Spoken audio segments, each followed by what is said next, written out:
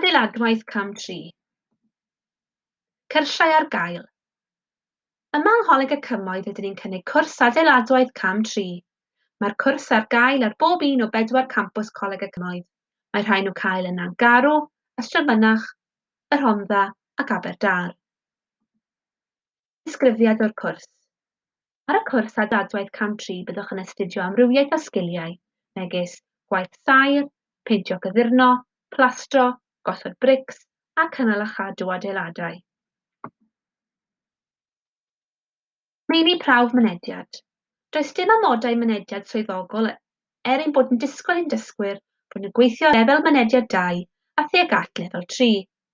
Hefyd, bydd angen i chi sefyll asesiad bach wrth gofrestru i sicrhau bod y cwrs yn addas ar eich cyfer. Bydd hyn yn caniatáu ni allu darparu ar gyfer eich holl anghenion cymorth. Adnoddau cyfleusterau a chyflawniadau.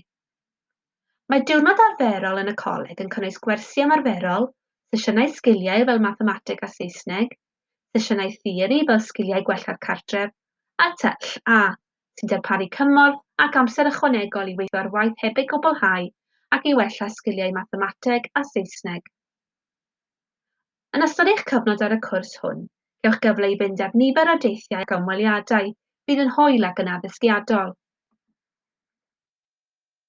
Mae Coleg y Cymoedd hefyd yn rhoi cyfle i chi arddangos eich sgiliau gwaith coed drwy gystadleuaeth sgiliau Cymru, lle mae posibilrwydd o gael teithio. Cyfleoedd dilyniant a chysylltiadau â chyflogwyr. Fel rhan o'r gwaith, trefnir profiad gwaith ar y campws ac oddi ar y campws i gaffael rhagor o sgiliau a phrofiad.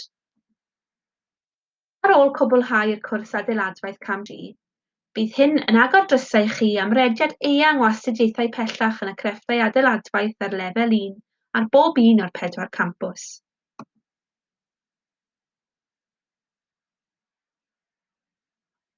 Os oes gennych gwestiwn i'w ofyn, mae croeso chi gysylltu â thiwtoriaid y cwrs.